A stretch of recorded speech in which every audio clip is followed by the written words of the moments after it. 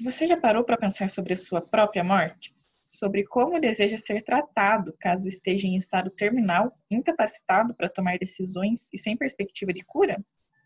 Embora esse assunto seja de difícil trato e sempre evitado pelas pessoas, mesmo sendo indiscutível o fato jurídico morte, existe uma ferramenta jurídica conhecida como diretivas antecipadas de vontade. Elas permitem que uma pessoa plenamente capaz declare como espera ser tratada para garantir um final de vida digno.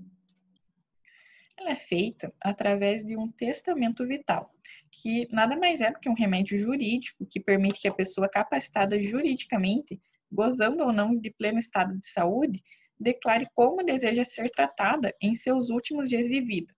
Ou seja, é a vontade de uma pessoa, ela deixa registrado o que quer ou o que não quer a título de tratamento médico, caso perca a sua capacidade de autodeterminar-se.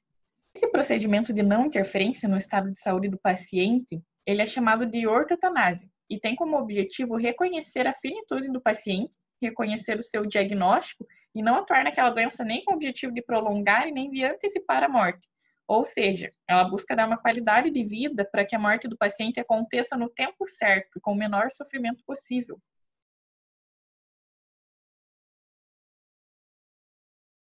O testamento vital é a declaração antecipada e lúcida de uma pessoa sobre receber ou não tratamento a partir do momento que ela se torna incapaz de manifestar a sua vontade.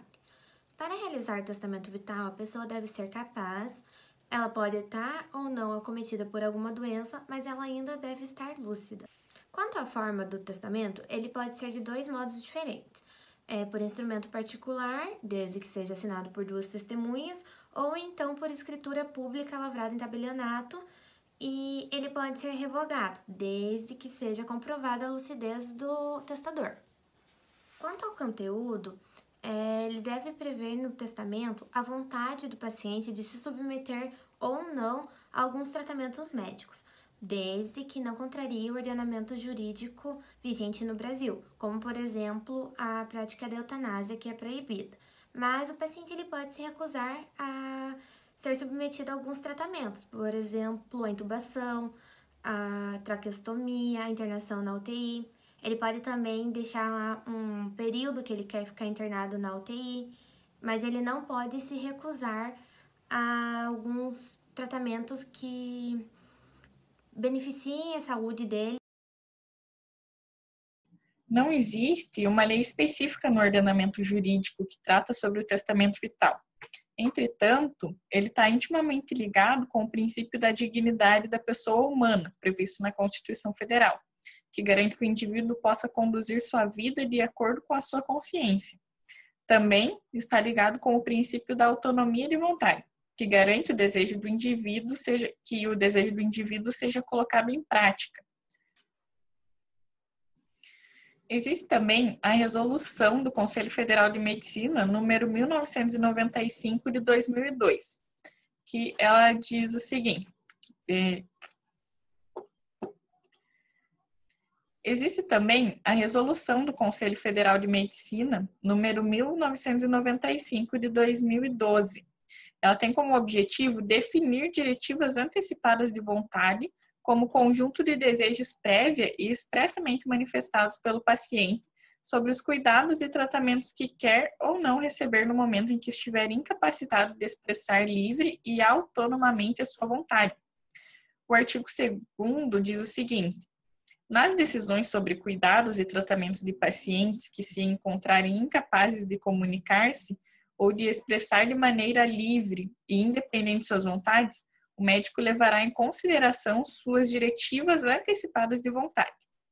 Caso o paciente tenha designado um representante para tal fim, suas informações serão levadas em consideração pelo médico. Parágrafo 2º. O médico deixará de levar em consideração as diretivas antecipadas de vontade do paciente ou representante que, em sua análise, estiverem em desacordo com os preceitos ditados pelo Código de Ética Médica. Parágrafo 3º. As diretivas antecipadas do paciente prevalecerão sobre qualquer outro parecer não médico, inclusive sobre os desejos dos familiares. Ou seja, esse parágrafo ele deixa claro que caso o familiar queira interferir nesse tratamento ou queira definir algum tipo de tratamento, vai prevalecer a vontade antecipada do paciente. E o parágrafo 4º diz que o médico registrará no prontuário as diretivas antecipadas de vontade que lhe foram diretamente comunicadas pelo paciente. Ou seja, isso também pode constar no prontuário médico, né, caso o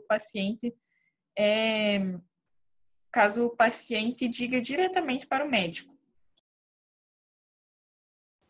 Ao realizar o testamento vital, o paciente tem o direito de nomear um procurador, que pode ser da família ou não, para ajudar os médicos a tomar decisões referentes ao tratamento de saúde do paciente. Além da nomeação do procurador para os assuntos de saúde no testamento vital, o paciente ele pode nomear um procurador para tratar de assuntos patrimoniais, só que daí é em outro instrumento. A nomeação de um procurador para tratar de assuntos patrimoniais independe da nomeação do procurador do testamento vital. O procurador ele pode tomar decisões como, por exemplo, a alienação de algum imóvel para sustentar o paciente em seus últimos dias de vida, ou também para outras medidas importantes, desde que seja com procuração. Sendo assim, podemos concluir que o testamento vital é uma ferramenta muito importante que garante ao paciente que em seus últimos dias de vida seja realizada a sua própria vontade e também dá uma boa segurança para os familiares e aos médicos para que eles realizem decisões de acordo com a vontade do paciente.